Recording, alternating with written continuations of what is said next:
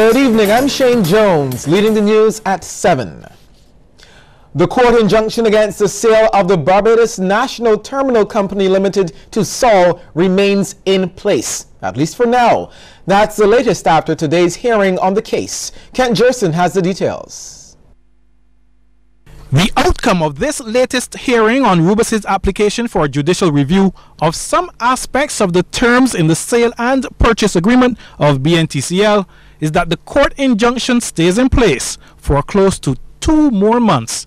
Counsel for Rubus, Leslie Haynes, QC, spoke to CBC about what transpired in the number 11 Supreme Court before Mr. Justice Olson Alim. When the matter came before His Lordship today, all the other sides, including the Crown, including Barbados National Oil Company Limited, as well as Sol, were of the view that they did not have enough time to prepare their case. So this morning's hearing was one of housekeeping. That is, time limits were given by His Lordship in order to file affidavits and to file replies and to exchange written submissions. And the hearing is now set for May 26. Mr. Haynes also gave some background to the case and Rubus's position in the matter. Cabinet made a decision to allow Sol to be the sole importer of petroleum products as well as to store petroleum products, and no one else would be given a license. And that decision would take effect for 15 years. Rubus is saying that Cabinet, in essence, cannot make that policy decision because the Minister has a discretion under the Fuel Act and the Storage of Fuel Act to issue licenses. And therefore, the Minister has a discretion and Cabinet cannot fetter his discretion by taking that away from him. Deputy Solicitor General Donna Brathwaite, QC, is appearing on behalf of the Attorney General in this case, while Roger Ford, QC, is representing the Barbados National Oil Company, and Barry Gale, QC, for BNTCL Holdings. Rubus filed another claim on Monday, challenging the fairness of the tender process, contending that it was not offered the same conditions as Sol. Mr. Haynes says in such cases, the other parties involved have 28 days to file a defense. Kent Jerson, CBC News. President of the Barbados Chamber of Commerce, Eddie Abed, says quick action is necessary to turn around Barbados' economic situation. He believes the island is not going in the direction it should. Mr. Abed says many businesses have been planning for the worst following years of tough measures and dwindling foreign exchange reserves. I'm fully aware that there will have to be further austerity, and I fear that the medicine will most certainly be bitter, but opportunities will abound for Barbadians to invest in local gems that are scratched and maybe even chipped, but can shine again if properly managed and capitalized.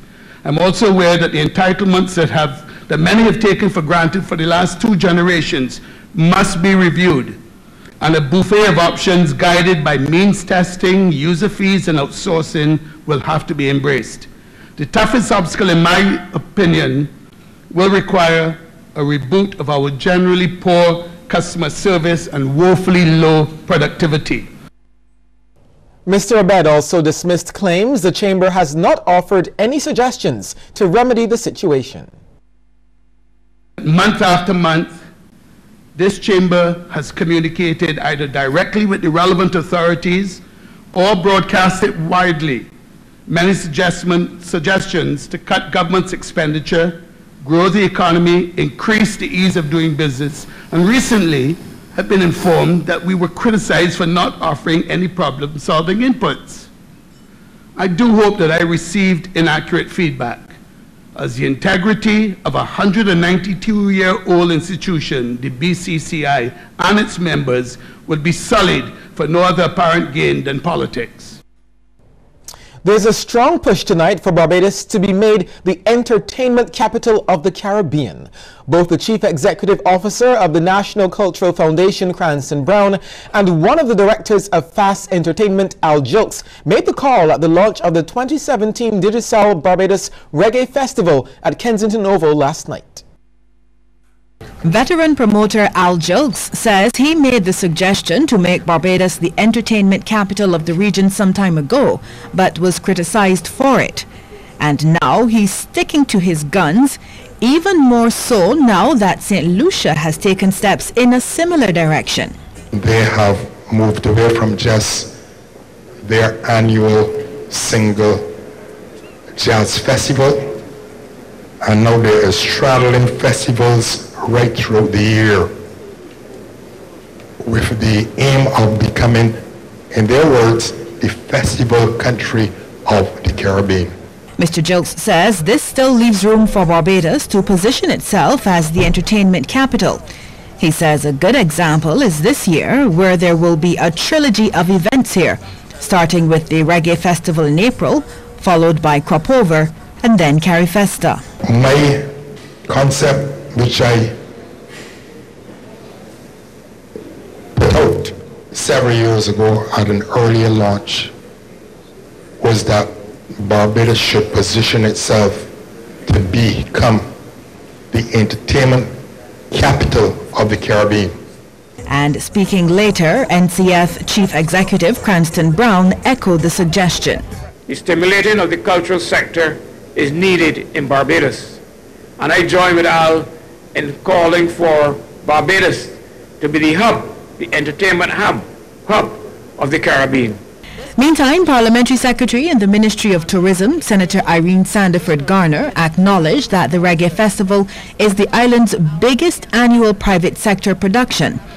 She notes that with the marquee event, Reggae on the Hill, attracting as many as 30,000 locals and visitors, it must be seen as more than just providing entertainment. This contribution is reflected in the overseas online ticket sales, which were recorded at 5,000 for the festival in 2015-2016. The hosting of this festival on an annual basis has the potential to create a multiplier effect on the economy. The launch also heard from each of the event's major sponsors, all of whom pledged their continued support. Lisa Broom, CBC News. The producers of the Barbados Reggae Festival are rejecting criticism that they do not support local artists. In fact, Al Jokes of Fast Entertainment says the number of local artists on each card this year far outnumber those from overseas. For the very popular Reggae on the Hill, for instance, there are 7 Jamaican acts, 9 local artists, and an equal number of local DJs. And Mr. Jokes says the criticism, at least in that area, is simply not fair. This year, because of financial constraints, we've even had to cut the number of local acts that we normally have for these events. But despite that, for the beach party, we have 3 Jamaican acts and 7 Barbadian acts plus 11 Barbadian DJs. So if in a situation where we have been forced to cut back on our employment of local acts, we still have a larger number in each of those cases of local acts than foreign acts. I would like to know where we do not support local reggae artists. A more inclusive showcase. That's what founder of the Richard Stout Teen Talent Show is promising this year. The godfather of local entertainment says it's also a year of innovation for the 41-year-old competition. Lisa Broom has more. Anna Maria Beckles, who is blind, entered and won the competition in 1989. She is one of 4 people with disabilities to compete over the show's 41-year history. And this year, founder Richard Stout says others will have a special place in the latest edition of the show since it is dedicated to people with disabilities. I think that these people are worthy of some more attention, and I've decided I'm going to have a segment that features persons with disabilities. There are going to be 2 categories, like I have in the Teen Talent, the seniors and the juniors.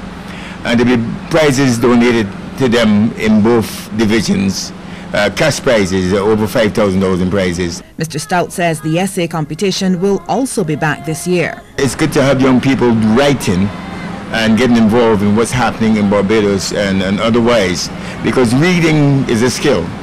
And if you're going to develop entertainers, you have to develop entertainers who can read and write and represent themselves. So The topic is going to be, how do you see disability in Barbados, and what do you see can be done to improve it?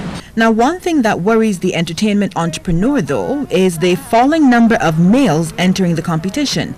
He says it's reflective of what's happening in society. We need to stop that. We need for men to realize that they have a role to play and to be more protective of their families and also of themselves, and give more to the society. So because the man is a lion in the family, so he has to be the one who will carry the family and this country forward. Mr. Stout continues to work with the prospective contestants from very early, running workshops every Thursday from the first week in January at the Clement Payne Center. Preliminaries begin in August and run until November. Lisa Broom, CBC News. The Central Bank of Barbados is once again staging its annual Caribbean Economic Forum later this evening. Former Governor of the Central Bank of Ireland, Dr. Patrick Honohan, will address this year's forum on the topic, what is the policy course for a small open economy in today's global macroeconomic environment? Our Ryan Broom is live at the Central Bank, and he has a preview for us. Good to see you, Ryan. Good evening, Shane. Well, Dr. Patrick Honohan has been in Barbados for the past 3 weeks in preparation for tonight's economic forum, where the topic will be, what is the policy course for a small open economy in today's global macroeconomic environment? And to talk a little bit more about exactly what's going to happen tonight at 8:30 is the bank's public affairs officer, Noveline Brewster. Noveline, good evening. Good evening, Ryan, and good evening, Shane, and to all viewers of CBC TV 8. The Central Bank of Barbados, the Chartered Financial Analyst Society of Barbados, and the CMC stations are indeed honored to be producing this 4th Caribbean Economic Forum tonight, as you rightly said, featuring our distinguished visiting fellow. Our distinguished visiting fellow this year happens to be the former governor of the Central Bank of Ireland during 2009 and 2015, during the throes of the worst financial crisis that you, certainly Ryan, and I have witnessed in our lifetimes. And he successfully navigated his country through that crisis. As you said, he's been in Barbados for a few weeks, and during that period he has spent a lot of time interacting with many of the bank's stakeholders, sharing with them his experiences during that crisis, the lessons learned, his expertise, his knowledge as a trained economist and academic. I myself have learned a significant amount I've gained a significant amount of knowledge from hearing him speak at different fora, and I am looking forward to tonight's interaction with him and veteran journalist Julian Rogers, a Barbadian, and of course a renowned Caribbean journalist. We invite your participation in the Caribbean Economic Forum.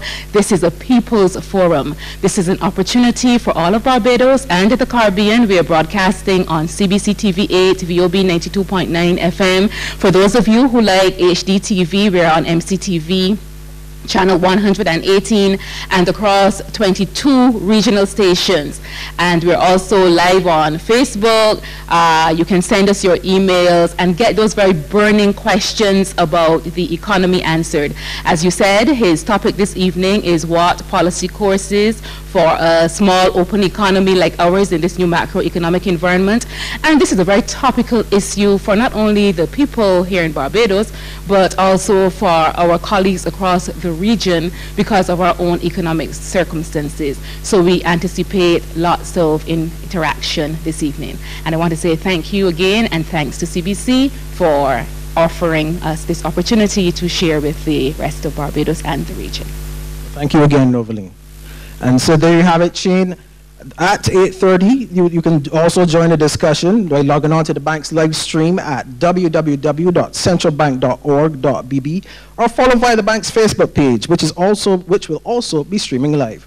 So reporting live from the Central Bank of Barbados, Ryan Broom for CBC News. Thanks so much, Ryan. Well, that's Ryan Broom there live at the Central Bank, previewing the staging of the annual Caribbean Economic Forum, which takes place later this evening. We'll take a short break here and come back with more news.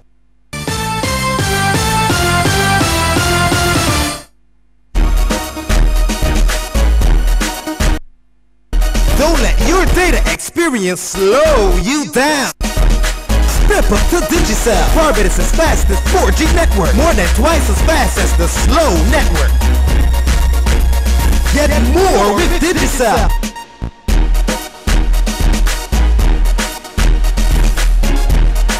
Digicel, the fastest 4G network in Barbados. Dial *153 to sign up to Digicel today. Time's tight, Bico's price is right. Bico's Double Delight French Vanilla 1 liter ice cream is now at the unbeatable price of $17 VAT inclusive. It's Barbados' best-selling ice cream at a best-selling price, $17 VAT inclusive. This offer available from participating outlets island-wide, Bico Mobilers and the Bico Direct Outlet on Harbor Road. Register now for the RBC Race for the Kids 5K Run and Walk in support of the UWI Cave Hill Campus Scholarship Fund. Visit our website or see press for details. RBC Royal Bank. It's all about you.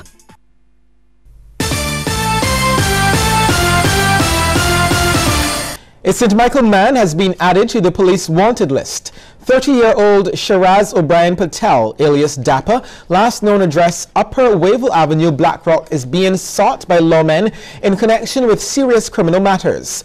Police say Patel is about 5 feet 3 inches tall, of slim build and a brown complexion. He has brown eyes and a low haircut. He also has a tattoo on his left forearm with the words outlaw. Patel is being advised that he can present himself to the Blackrock Police Station accompanied by an attorney at law of his choice. Any person who may know the whereabouts of Patel is asked to contact the nearest police station. Emergency responders were pressed into action after a missing elderly woman was traced at the bottom of a 100-foot ravine in St. Thomas around 6 last evening. A search party comprising police officers from the Northern Division, assisted by officers from the K9 Unit and the Tactical Response Unit under the command of Inspector Rickson Leacock, conducted a search in the Rock Hall community. This after 69-year-old Eileen Bovell of the area was reported missing yesterday morning. The team, utilizing its training in casualty evacuation techniques, managed to successfully pull Bovell from the ravine. From there, she was transported to the Queen Elizabeth Hospital for treatment for minor injuries. At least 4 churches in the St. Thomas area were left damaged after they were targeted by vandals. Police investigations are ongoing into reports of a number of cases of vandalism at the Centennial Moravian Church, Bethel House of Praise, Philip United Church, and the Shop Hill Nazarene Church. The acts reportedly took place between Tuesday night and yesterday morning. Police are asking anyone who can provide information to assist with these investigations to contact the District D Police Station at telephone number 419-1729, Police Emergency number 211, Crime Stoppers 1-800-TIPS, or the nearest police station. Keen rivalry is expected at this year's Barbados Tourism Youth Congress, which will feature the much-anticipated Speak Off competition. This is according to Program Officer with the National Host Program, Marsha Armstrong. The competition is open to secondary school students between the ages of 14 and 17. It comes off on Monday morning at 9 at the Lloyd Erskine Sanford Center. We will be selecting our Junior Minister of Tourism 2017. There will be prizes for the students, books, laptops, cash, staycations, and our new Junior Minister will go forward to represent Barbados at the State of the Industry Conference scheduled to be held in Grenada this year. Junior Tourism Minister for 2016, Rashanna Jones, spoke to us about her experience in the speech competition, pointing out that she didn't just enter to boost her confidence. In addition, I wanted the youth's perspective on tourism-related issues to be heard. But most importantly, I wanted to, as head girl at that time, I wanted to set an example for the students at my school that don't matter what school you come from, you can achieve and go there and represent your school to the best of your ability, and you will do great. Well said. The Wildy Gymnasium may be a location for some events for Carry Festa 13. That's the word from Culture Minister Stephen Lashley, who says work on that facility is expected to be completed in July. We did not, of course, plan our Carry Festa agenda with the gymnasium in mind because of the fact that timelines could shift. but now we have a better idea of the completion date. We are now in a better position to schedule some of the CARIFESTA events here at the gymnasium. At least 20 students from the Samuel Jackman Prescott Polytechnic are set to gain valuable work experience as they will be on site during the renovations. There's an opportunity for students who are skilled in the technical areas, both in relation to plumbing, electrical works, for them to be here at the gymnasium under a kind of an internship arrangement where they can actually be exposed to the workings of the gymnasium, how the various components are being put in place. And I believe that that should certainly augur well for us as we relate to having that skill. The Lord Erskine Sanford Center is set to have a busy 2017. Parliamentary Secretary in the Ministry of Tourism, Senator Irene Sandiford Garner, says the center will be used for several major events this year. She was wrapping up debate on a resolution for the guarantee for payment of a $17.6 million loan to outfit new offices at the Lord Erskine Sandiford Center. We have the Canadian Food Showcase by the Canadian Export Development Inc. We have the Cup Fest Grand Fair, which is an educational fair organized by the same student center in May. In June, we have BMEX 2017. We also have, for the first time, the World Flower Show, where the Barbados Flower Arranging Society is going to be hosting the World Flower Show, and the entire center has been booked for that show. In July, we have Carib Food and Hospitality exhibition, and this came as a direct query through the corporate website, our corporate website, and the event is already being promoted as the first Caribbean food, hotel, and restaurant exhibition to both local and international participants. In August, we have the Ministry of Culture's CARIFESTA, which was launched, Barbados' CARIFESTA, I should say, which was launched on Monday, and then September, we have Cup Fest. The New Testament Church of God, Barbados, has contributed over $300,000 to social programs locally in the last 5 years. That was revealed by the Reverend Winston Carter as the church launched its 100th anniversary celebrations. In the past 5 years, over $350,000 have been dedicated in the care of the elderly, social care to the financial distress on both our churches and physical communities, repairs to homes, and partnership with the Breakfast Club at the St. Ambrose Anglican Church. The financial care within those 5 years have been coupled with approximately 7,500 hours of community outreach dispersed in homework programs, free lessons for common entrance and CSEC candidates, partial grants for tertiary students, marriage and life counseling. The church will mark its centennial with a series of events from next month until January next year. On April 8th, there will be a baptism service at Browns Beach, which will be followed by a march through the city and an open-air concert. There will also be 2 conventions later in the year. The other 2 conventions will be held in October, where the men will be responsible for that convention, and then in January, when we culminate our celebrations, the women will be responsible for that convention from the 13th to the 17th. Another important initiative would be the torch passing ceremonies. We are hoping to have a symbolic passing of the torch from generation to generation, and the torch receiving ceremonies will be held weekly at each of our 45 churches around the island.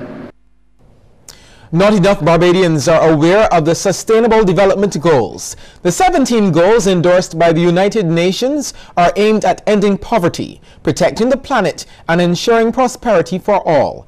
National Coordinator of the Caribbean Youth Environment Network, Shade Dean, says teaching the public about them will be a key focus on Earth Day celebrations on April 22nd. We are going to have a scavenger hunt. And so we have teams of about 10 persons coming, and they would have tasks, 17 tasks, all related to Sustainable Development Goals, as it would link to Bridgetown and its environs. So they would have to carry out these tasks. Once they've satisfied all 17 tasks, or at least do them correctly, which will be verified from the Caribbean Youth Environment Network team, then they will go on to either being the grand prize winners. So in terms of that, we're looking for support, both financially and in kind. After the break, we'll take a look at stories making headlines across our region.